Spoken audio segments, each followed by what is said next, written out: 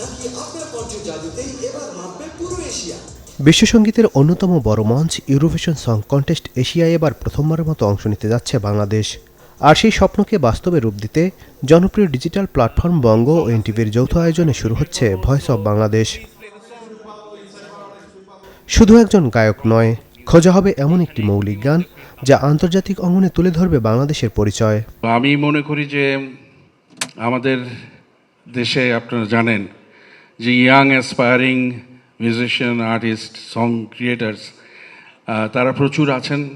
তাদের একটা প্ল্যাটফর্মের দরকার তাদের এক্সপোজারের জন্য, এবং এই ইউরোভিশন সং কন্টেস্টের মাধ্যমে তারা ওয়ার্ল্ড ওয়াইড তাদের মিউজিকটাকে নিয়ে যেতে পারবেন। আমরা আহ্বান জানাচ্ছি যারা নতুন গান করছে তারা যাতে আমাদেরকে গানগুলো জমা দেয়। আমাদের জাজেস তারা ঠিক করবেন কোন 10টি গান আমরা আমাদের বাংলাদেশের যে ফাইনাল শোটা হবে 30শে সেপ্টেম্বর, যেটা এনটিভি এবং বঙ্গতে একই সাথে লাইভ আমরা দেখাবো রাত 9টা থেকে 10:30। এই রিয়েলিটি শোয়ের সঞ্চালনায় থাকছেন তাহসান খান।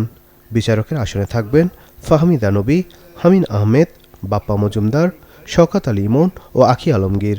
একক, দ্বৈত কিংবা ব্যান্ড সব ধরনের পেশাদার শিল্পীরাই অংশ নিতে পারবেন এখানে।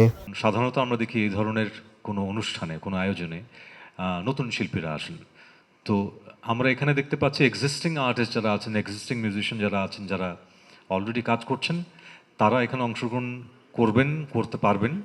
এটা আমার কাছে একটি দারুণ ব্যাপার বলে মনে হয়েছে। এবং দ্বিতীয় যে বিষয়টি আমার কাছে ভীষণ ভালো লাগছে সেটি হচ্ছে যে অফিসিয়ালি আমরা বাংলাদেশের গান নিয়ে ইন্টারন্যাশনাল প্ল্যাটফর্মে আমরা কাজ করতে যাচ্ছি। আমাদের বাংলাদেশকে আসলে ছড়িয়ে দেবার মতো এই স্বপ্নটা, আমাদের তো একটা প্ল্যাটফর্ম দরকার। সেই প্ল্যাটফর্মটা ইন্টারন্যাশনালি আমরা সেখানে গান করতে পারবো, এই স্বপ্নটা আমারও, এই স্বপ্নটা আমাদের যারা এখানে বসে আছেন প্রত্যেকের। আমরা সবসময় স্বপ্ন দেখেছি বাংলাদেশের বাংলা গান নিয়ে আমরা বিশ্বের কাছে ছড়িয়ে দিতে চাই।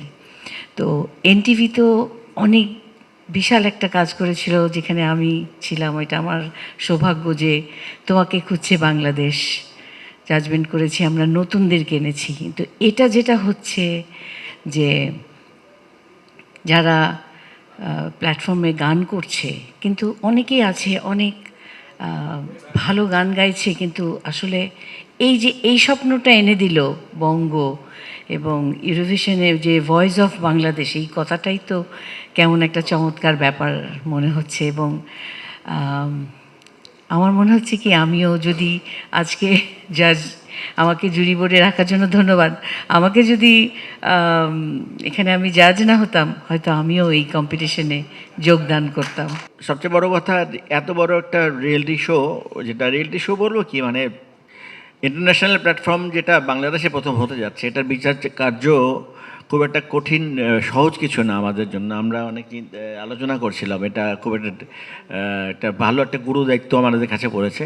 তো আশা করছি আমরা সাকসেসফুলি এখান থেকে বেরিয়ে আসবো এবং বাংলাদেশকে রিপ্রেজেন্ট করতে পারে এরকম একজন ভালো শিল্পীকে তৈরি করে আমরা ইউরোভিশন রিয়েলিটি শোতে বাইরে পাঠাতে পারবো।